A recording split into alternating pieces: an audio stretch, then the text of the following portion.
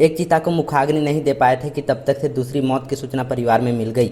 अब देहात में भी कोरोना का कहर टूटने लगा है।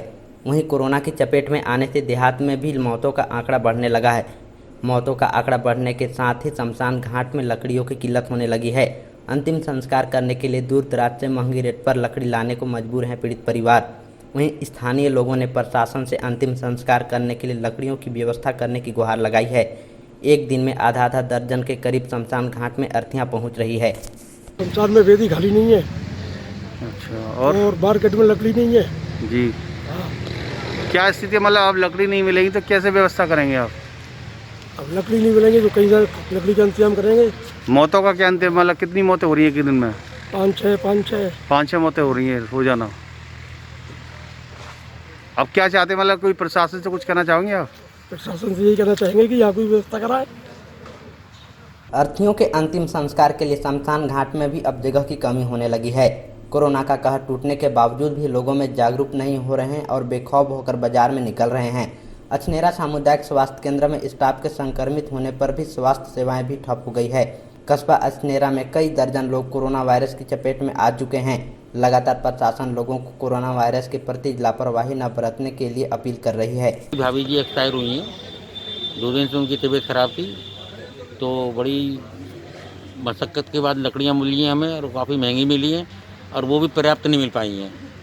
और उसके जब तक हम यहाँ आए तब तक मालूम पड़ा कि हमारे दूसरे चाचा जी टीकाराम जी रेलवे से रिटायर्ड हैं, वो भी एक्सपायर हो गए हैं। अब उनके लिए यहाँ शमशान में मैं खड़ा हूँ तो 4 स्टेशन है, जिसको भी जो भी बोलते हैं मैं नहीं जानता, वो जहाँ दाह संस्कार होता है।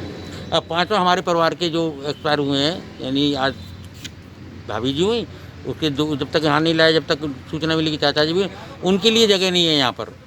लकड़ियों की व्यवस्था अछनेरा में नहीं है तो बहुत गंदी है और बहुत महंगी है। कंडे शायद मिल जाए, मगर लकड़ियों के लिए हमने बाहर भेजा अपने भाइयों को, औरों को, मित्रों को, कि वो व्यवस्था करके लाएँ। अभी ये अगर इनके अलावा और भी कोई अगर कोई डेथ हो जाती तो उनके लिए कोई व्यवस्था कोई व्यवस्था नहीं है। हमारी चाचा जी के लिए नहीं है तो उनकी तो बात तो फिर बात की बात में आएगी। हमारे चाचा जी के लिए भी नहीं है। एक दिन का आंकड़ा कितना आ रहा होगा आपके यहाँ? यहाँ 5-6 तो हैं, 5-6 रोज का, जो हमारी जानकारी में है। और बाकी हॉस्पिटल की स्थिति बहुत अच्छी नहीं है यहाँ पे। मेरी वैक्सीन लगवाने की 19 तारीख ड्यू डेट थी, मेरी और मेरी वाइफ की और मेरे मित्रों की। हम जो 4-5 लोग गए थे तो 19 तारीख से अब तक वैक्सीन अवेलेबल नहीं हुई है। हम 2 बार हॉस्पिटल भी गए हैं, वैक्सीन अवेलेबल नहीं है। हमारा स्टाफ पॉजिटिव हो गया है। अब पता नहीं वो झूठ बोलते हैं सच बोलते हैं, हमें नहीं पता, बाकी हमको लौटाया गया है। कस्बे में क्या पोजीशन है पॉजिटिव? कस्बे में लोग काफ़ी पॉजिटिव सुने हैं। कुछ मतलब मेरे ख्याल से 10, 12, 15 लोग तो क्वारंटाइन है, होम क्वारंटाइन है। और बाज़ार में इस कदर की भीड़ है कि मतलब यहाँ सीताराम जी हलवाई जी की दुकान से चौराहे तक निकलने में कम से कम 25 मिनट लगेंगे आपको। मोटरसाइकिल इस कदर यहाँ खड़ी हो जाती है बाज़ार में दुकानदारों के पास कि वो आड़ी तिरछी कि पैदल निकलना आदमी का मुश्किल हो जाता है।